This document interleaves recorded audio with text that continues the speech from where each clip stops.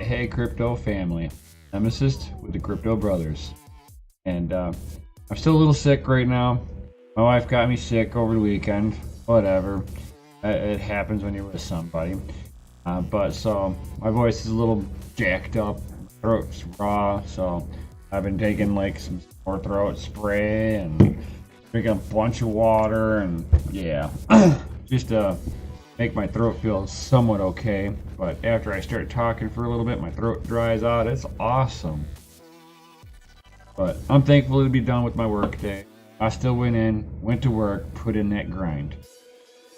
Like, just because I'm sick doesn't mean that I get to go home. But it's like I went home like a couple of minutes early. Big deal.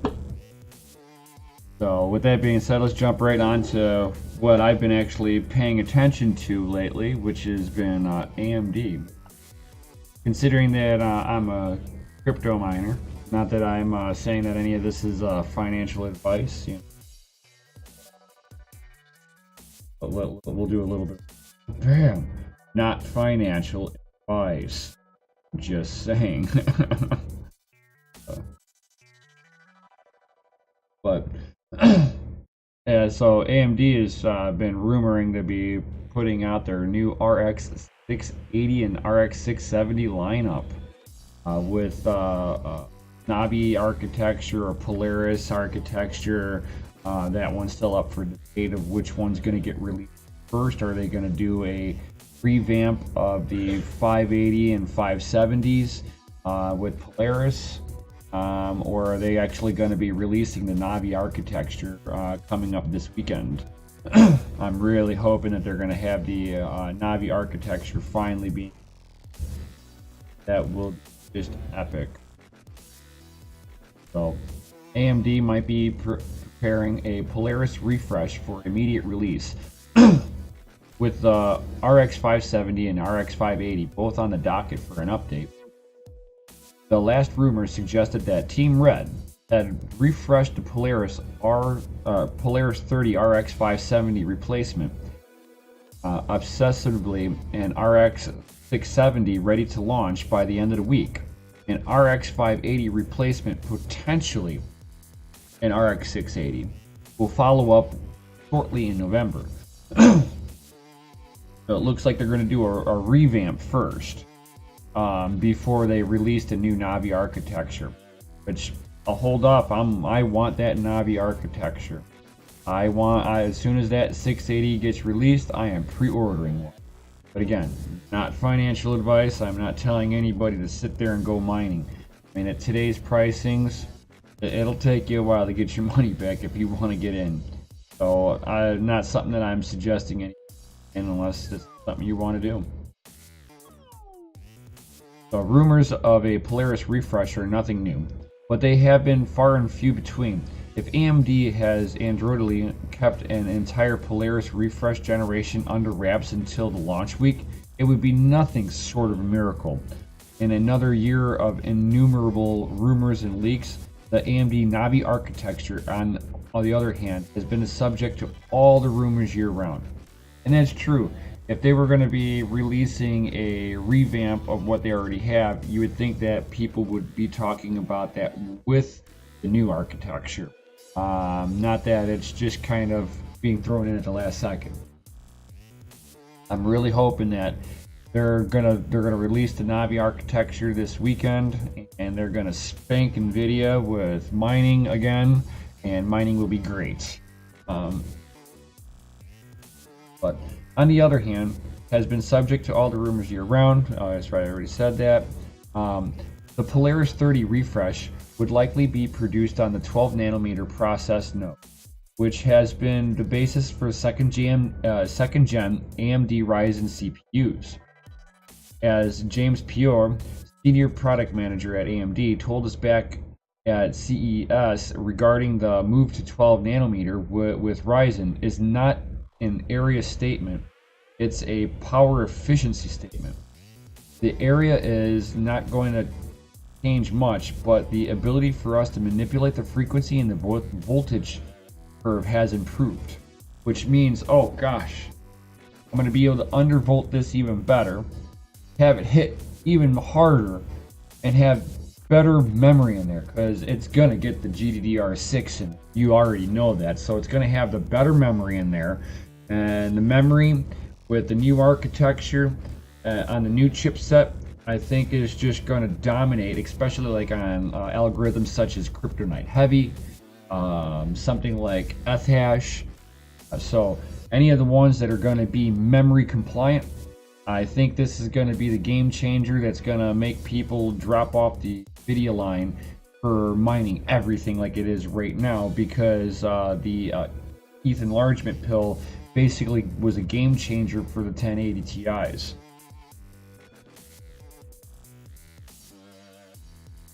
Got that. So the rumors comes from a Chinese tech site, PC Online. AMD's graphics card partners reportedly told the publication that they are preparing a 2048 stream processing GPU equivalent to the RX 570 for launch of October 12th through the 15th, which would be the revamp, if that's true. Meanwhile, a 2304 streaming processor, part of the RX 580 equivalent, would arrive in November. That means the lower spec parts would be in the first out the door. Expect to bring in increased clock speeds and moderate performance bump over the previous generation, which is normal. Although no changes to the architecture. We've already seen AMD's rebrand its current Gen 500 series Polaris GPUs for the OEM market with the suffix X, with the X suffix over the lower spec card. Launching first could be to similarly appease the OEM giants. A Polaris refresh at this time could work out for AMD, revitalizing a market that it's currently dominated by NVIDIA's high-end GPUs, which this is true. I mean, they have been just getting spanked because NVIDIA does the chip is their focal point, where AMD it's memories its focal point. So I mean, that's just two different ways of processing the graphics, which both work. But the way that the NVIDIA is doing it is that they're actually optimizing it, especially for like gaming. Unfortunately, their 20 series drivers aren't supported yet. The games don't all support their ray tracing, so it's just a hopped up 1080, not even a 1080 Ti, until the drivers are there, until the games are actually able to utilize the ray tracing properly. Hopefully, it's not a flop on their end, and it's not like what was that? The DirectX or the PhysX? That's what it was. Yeah, the PhysX.